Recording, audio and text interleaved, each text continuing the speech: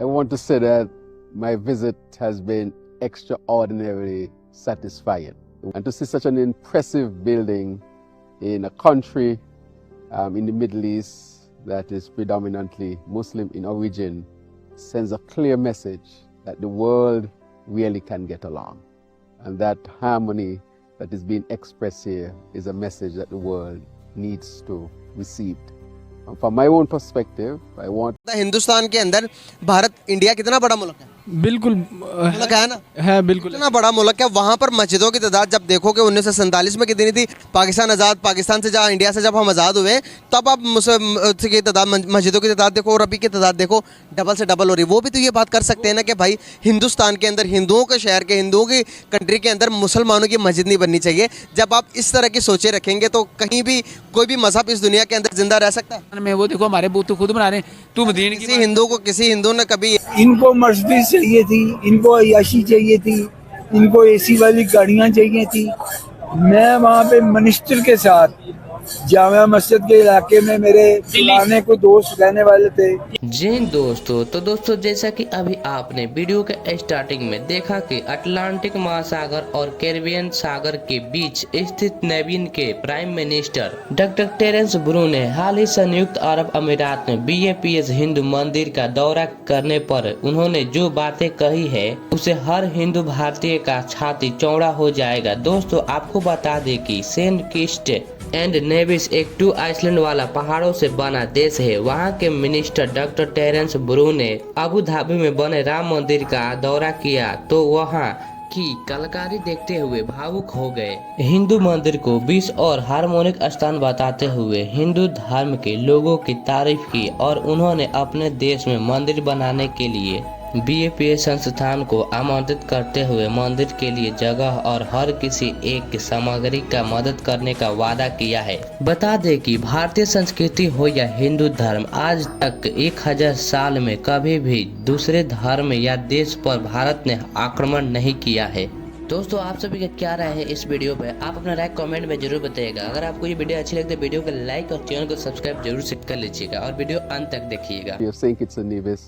We have a strong Indian and Indian descent population, and their dream is to have a temple in my country, which is predominantly Christian. And I want to say that I have formed a part of a ministry, not only ecclesiastic, which means Christian, but I've added in the last year and a half faith-based, so that every faith can have a space in my country. Copy करके यहाँ पे दीन पहुँचा था। अब यहाँ पे अल्लाह का शुक्र है, यहाँ पे पाकिस्तान है या हिंदुस्तान, एशिया के जितने मुसलमान मुल्क हैं और अदर कंट्री काफ़ी हैं, ठीक है ना, वहाँ पे अल्लाह का शुक्र है ऐसा कोई मामला नहीं है। उनके पास का दुबई है ना, पूरी वर्ल्ड आता है, आपको पता है वहाँ पे क्या टूरिस्ट भी आते हैं। टूरिस्ट को उन्होंने पता नहीं कितना कुछ उन्होंने आज़ादियाँ दी हुई हैं, क्योंकि हम तो कभी दुबई गए नहीं, वैसे हमने देखा है तो देखा है। उसमें अगर उन्होंने अभी ये इजाफा कर लिया, इसका मतलब है ये है कि वहाँ पे उन्होंने अपनी जो ज़िंदगी थी ना दीन इस्लाम की, जो हमने उनकी कॉपी की थी, उन्होंने हमको दीन सिखाया था अरब ने। वो अहले अरब जो हैं अब किस दुनिया या किस ज़िंदगी को वो अपनी ज़िंदगी को किस तरफ कर रहे हैं, क्यों चेंज कर रहे हैं। मतलब आप कहना चाह रहे हैं शॉर्ट एंड कट में कि जो उन्होंने मंदिर बनाया जो कि दुबई के अंदर, वो काम सही नहीं किया। हाँ, बहुत गलत काम किया। इसमें गलत क्या है? इसमें गलती क्या कहाँ हो रही है? क्या मंदिर बनने से हमारी इबादत कम होगी? क्या मंदिर बनने से मुसलमानों का नाम है, कफार की कोशिश है कि मुसलमानों को दबा के रखें, ठीक है। अब मुसलमानों को नहीं दबा सकते, वो खुद मिट रहे हैं, इसलिए वो अपना बढ़ाना चाहते हैं।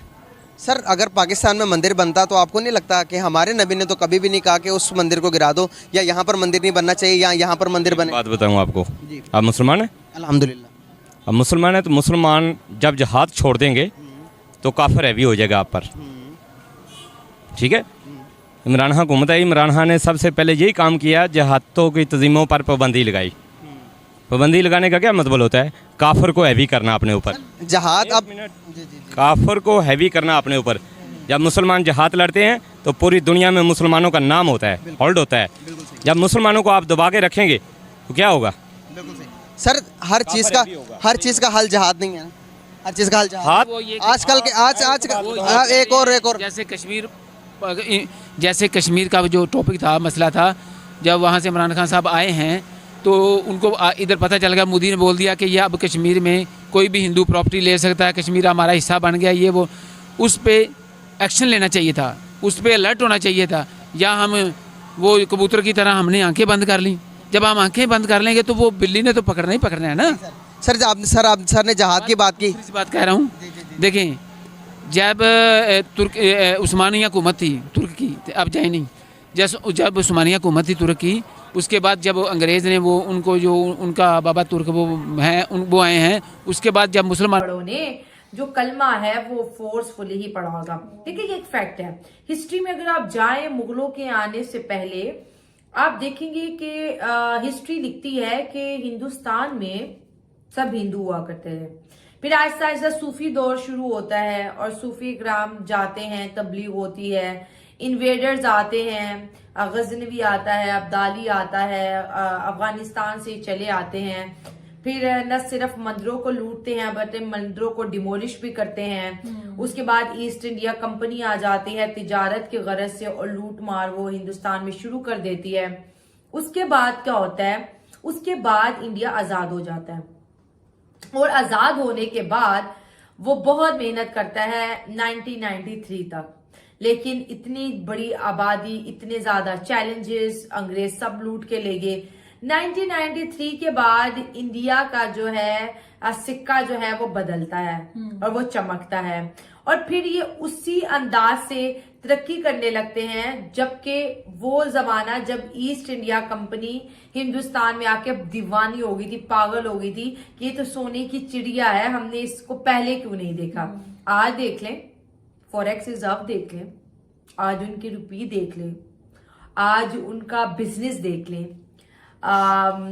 जिससे बात हो रही थी इंडियन कल्चर पे, एक अंकल ने बड़ी अच्छी बात की कि जैसे वो कहते हैं कि जो बुरी चीजें, नहीं, कल्चर में कोई चीज बुरी नहीं होती, कल्चर तो होता ही बहुत खूबसूरत है। कल्चर के अंदर बुरी अच्छी चीज नहीं होती, कल्चर के अंदर डाइवर्सिटी होती है। उन्होंने कहा कि भाई हम उनकी अच्छी चीजें, बुरी चीजें अपना लेते, अच्छी चीजें अपनाते नहीं। ये आप पे डिपेंड करता है ना कि आप सीख क्या रहे हो।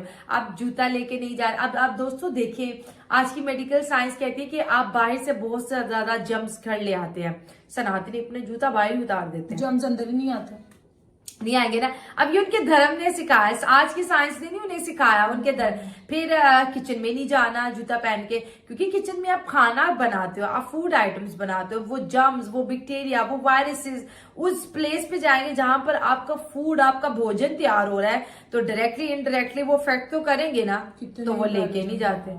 मैं अक्सर कहती हूँ कि यार साइंस हिंदुइज्म से अभी बहुत पीछे है। और ये साइंस कहाँ से आई है? ठीक है, जितने भी साइंटिस्ट है ये भगवत गीता को रीड करते हैं, ठीक है। ये एटम बम का जो मालिक है उसने भी भगवत गीता से इंस्पायर होकर एटम बम बनाया था। न्यूक्लियर एनर्जी को स्टोर करने के लिए उन्होंने शिवलिंग बनाया हुआ है, शिवलिंग वाला उस तरह शेप बनाया हुआ है